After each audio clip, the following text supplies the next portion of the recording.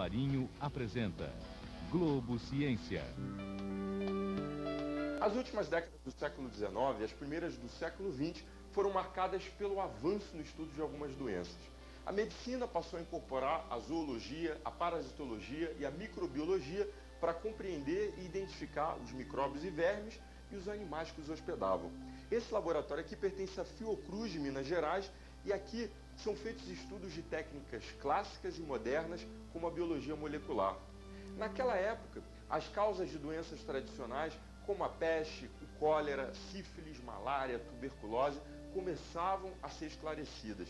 E em 1908, a revista científica Brasil Médico anunciava a descoberta de portadores de uma doença provocada por uma nova espécie desses organismos, a esquistossomose. Quem descobriu? Manuel Augusto Pirajá da Silva, que é o nosso personagem de hoje da série do Globo Ciência dedicada a grandes cientistas do Brasil.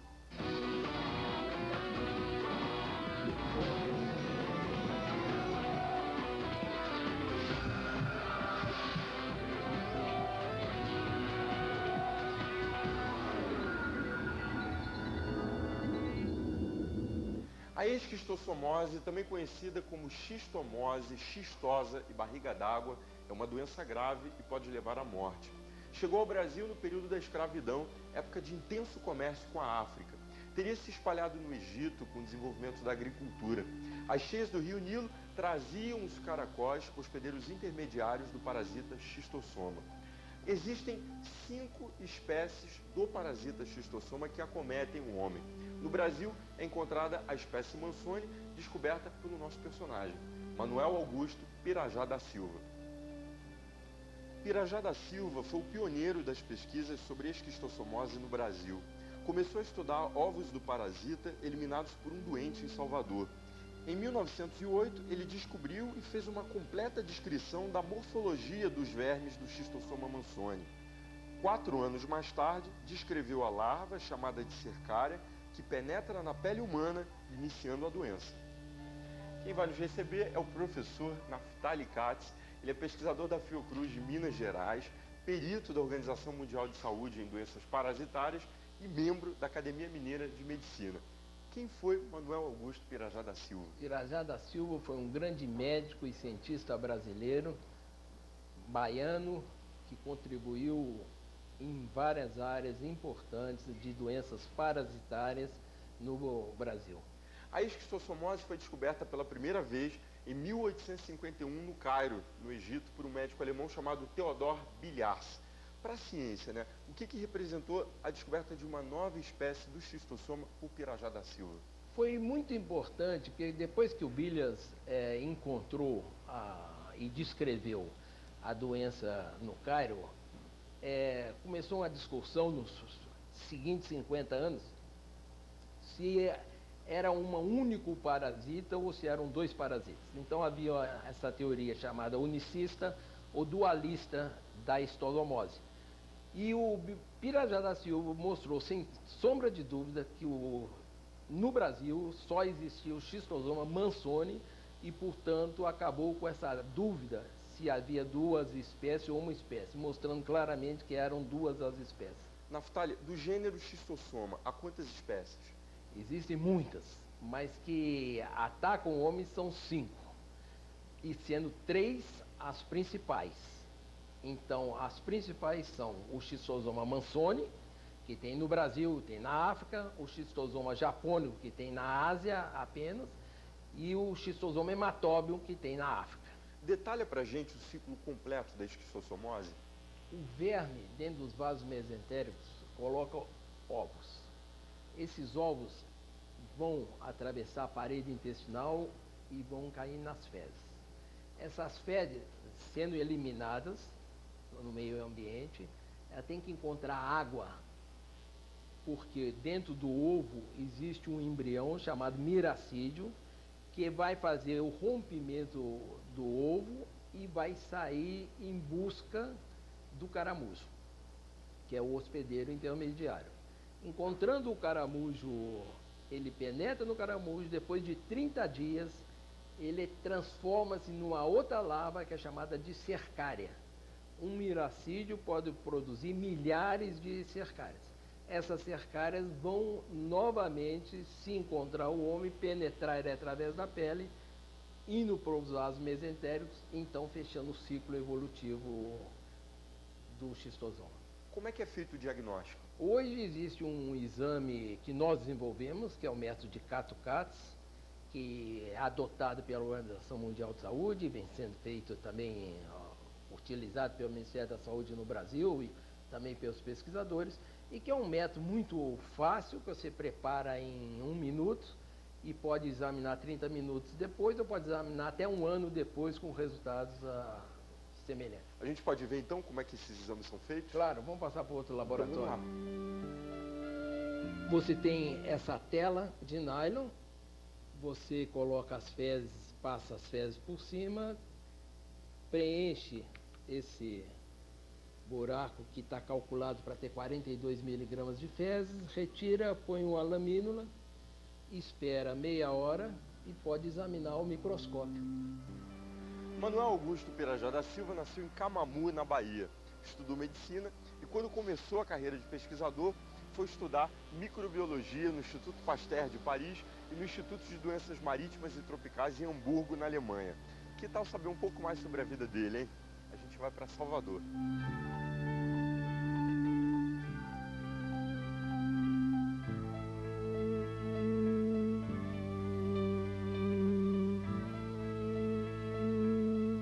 Quem vai nos receber é Fernando da Rocha Pérez, historiador, poeta e sobrinho neto de Manuel Augusto Pirajá da Silva. Como é que era o seu tio-avô em família? Olha, um ancião alegre, comunicativo e que participava da vida cotidiana da família. E os livros, né? É verdade que ele contribuiu muito para a divulgação de obras relacionadas à história, à arte? Sim, ele não só incentivou, como também publicou. Essa aqui é uma biografia recente dele, não é? É de 2008. Sim, é um livro publicado pela Fiocruz no centenário da descoberta e identificação do xistosoma mansoni, que foi em 1908. Quer dizer, seria o centenário, a grande descoberta dele, né? Foi a descoberta dele, ele indicou o xistosoma mansoni aqui na Bahia. Seu tio-avô casou com uma prima de primeiro grau, não foi? Sim. Veja bem, ele casou com Elisa, tia Elisa, que era irmã de meu avô materno.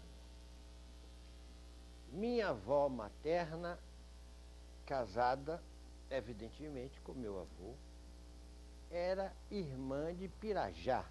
Então, tia Elisa era prima dupla. Ele deixou descendentes diretos? Deixou 2 filhos, uma moça chamada Regina e um rapaz chamado Paulo. Ambos não casaram e por isso o velho Pirajá não teve descendentes além dos 2 filhos. Eu estou no Largo Terreiro de Jesus, no centro de Salvador, e esse prédio lindo que vocês estão vendo aqui é a Faculdade de Medicina da Bahia, a mais antiga do Brasil. Por aqui passou o nosso homenageado, que estudou e lecionou nessa instituição. O desenvolvimento da ciência desde a descoberta de Manuel Augusto Pirajá da Silva abriu caminho para novas pesquisas. Depois do intervalo, você vai conhecer o trabalho para o controle biológico do caramujo, hospedeiro do xistosoma, e o sequenciamento genético do parasita, e vai ver também como andam as pesquisas de novos medicamentos. De Salvador, a gente segue para São Paulo. Só um minutinho, eu já volto. A esquistossomose é endêmica em 76 países, principalmente América do Sul, Caribe, África e leste do Mediterrâneo. Segundo a Organização Mundial de Saúde, a OMS, cerca de 200 milhões de pessoas estão infectadas pelo xistossoma. No Brasil, a doença é endêmica. Os estados mais afetados são Alagoas, Pernambuco, Sergipe, Minas Gerais, Bahia, Paraíba e Espírito Santo. A esquistossomose também está presente de forma mais localizada nos estados do Ceará, Piauí, Maranhão, Pará, Goiás, Distrito Federal, São Paulo, Rio de Janeiro, Paraná, Santa Catarina e Rio Grande do Sul. Os dados no Brasil são imprecisos em relação ao número de portadores da esquistossomose. Estima-se que entre 2 milhões e 500 e 6 milhões de pessoas estão infectadas pelo Schistosoma mansoni, descoberto por Manuel Augusto Pirajá da Silva, nosso personagem de hoje, da série do Globo Ciência dedicada a grandes cientistas do Brasil. A maior causa da contaminação são atividades de lazer, domésticas e profissionais em águas de rios e lagoas infestados pelo caramujo transmissor. E uma das formas de combate à doença é exatamente a eliminação do caramujo hospedeiro, interrompendo assim o ciclo de vida do parasita. A gente vai ver como é que esse trabalho é feito agora. Vem cá.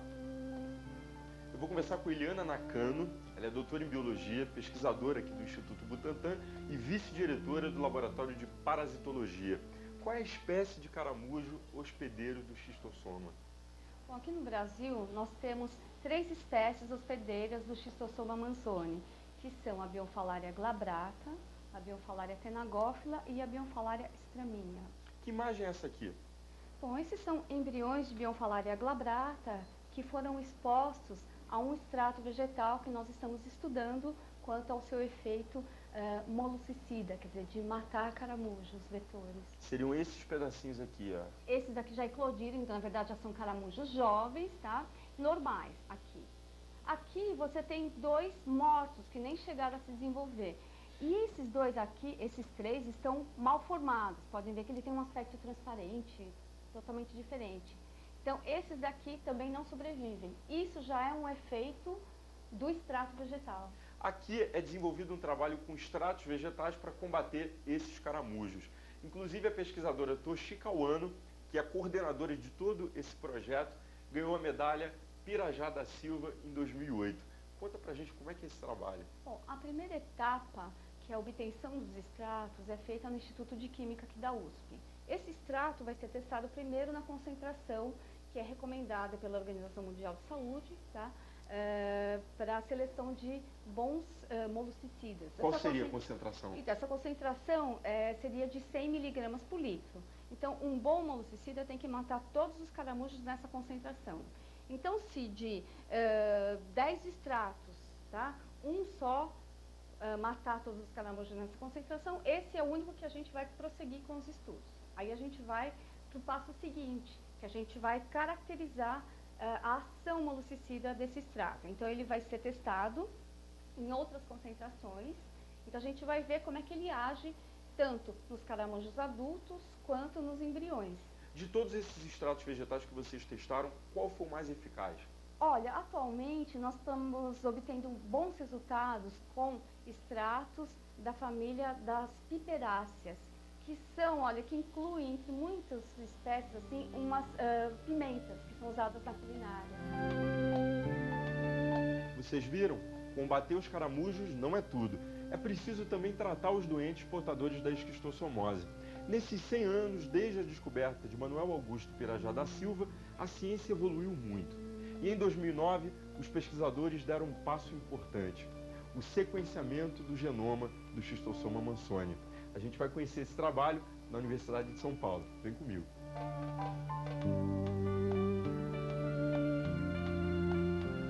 A gente vai conversar com o professor Sérgio Verjovski Almeida, da USP. Ele é médico, doutor em biofísica e coordenou um trabalho que sequenciou 13 mil genes ativos do Schistosoma, que lhe rendeu a medalha Pirajá da Silva em 2008. Como é que foi esse trabalho? O que é sequenciar 13 mil genes ativos? Explica pra gente. O parasita tem a informação do que ela precisa para funcionar, para ter sua vida, codificada no núcleo das células. Então tem o DNA lá, que é copiado em RNA, e isso vai ser a mensagem para fazer proteínas. Detalha pra gente como é que é feito esse sequenciamento. Pega o parasita, macera, e métodos químicos separam o DNA, o RNA, as proteínas. E as fases, que ele tem várias fases. Então, quando eu falei do isso parasita, influencia? é importante, exatamente, porque no núcleo tem a informação para todas as situações de vida do parasita. Em cada estágio, alguns genes são ativados, outros não. Então, para saber quais são os genes, onde estão e como eles funcionam, a gente tem que estudar os diversos estágios. Então, a gente extrai RNA de parasitas adultos retirados de modelo. A gente cultiva, faz o ciclo de vida do parasita passando por camundongos. Então, abre as veias intestinais do camundongo, retira os vermes adultos que vivem dentro da circulação e com esses vermes adultos macera para extrair o DNA. Em outras situações, a gente quer estudar a forma que penetra na pele. Então, as cercárias que vivem na água e que vão penetrar na pele. São bem pequenininhas. São microscópicas, né? E que saíram do caramujo. E a gente retira, então, a cercária, macera, extrai o RNA. Então, a gente extraindo RNA de fases diferentes do ciclo e depois sequenciando, a gente vai ver quais são os genes ativos em cada uma das fases. Esses 13 mil genes foram obtidos sequenciando 6 estágios diferentes do ciclo do parasita. Quais foram as conclusões que vocês tiraram? A gente chegou à conclusão que tem cerca de 40% dos genes que são similares a genes humanos e de outros organismos, que dá para postular alguma função, mas tem 60% dos genes que são novos, parece que particulares desse parasita, que não tem similaridade com nenhum outro. E que esses podem ser alvos de drogas ou de vacina, porque são mais específicos. Atacariam o parasita sem atacar o homem. Mas justamente como não se conhece nada da função deles, teria que estudar um a um. Então a gente está abrindo uma porta. O sequenciamento do genoma do xistossoma vai levar com certeza a muitas descobertas. A gente vai voltar para o Instituto Butantan para conhecer uma das pesquisas que estão sendo desenvolvidas.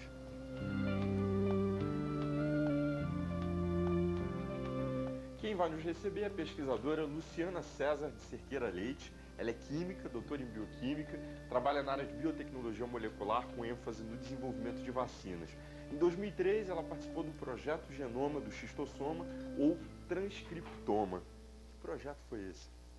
Esse foi um projeto que teve a finalidade de sequenciar um material genético do xistossoma, visando identificar as proteínas de 6 diferentes fases do parasita através do seu material genético. Com essa informação, nós sabemos as proteínas que esse parasita produz em cada fase do ciclo.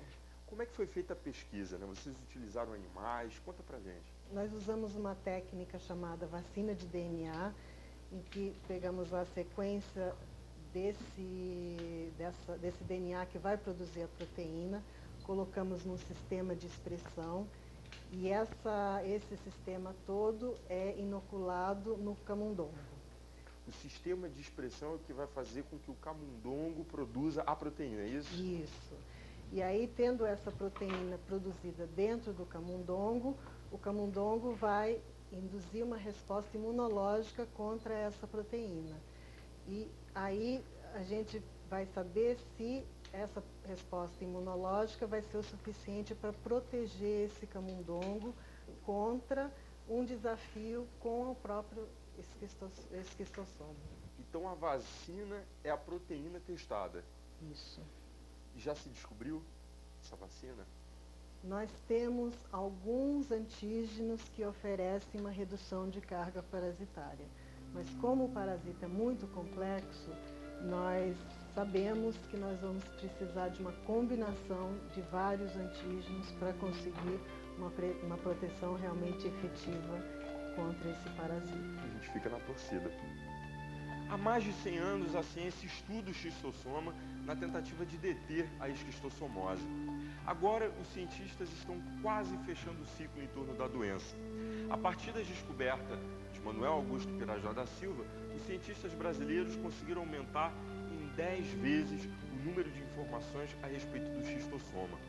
A gente fica na torcida para que novas formas de combate à doença surjam, uma vez que ela afeta, sobretudo, as camadas mais pobres da população. Mas vale lembrar que o saneamento é a forma mais eficaz de combate à transmissão da doença. Ações como coleta e tratamento de esgoto, abastecimento de água potável e limpeza de córregos, canais e lagoas podem facilitar o trabalho da ciência e, é claro, impedir a ação do xistossoma. A gente fica por aqui e o nosso encontro, você sabe, no próximo programa. Não percam, hein? Tchau!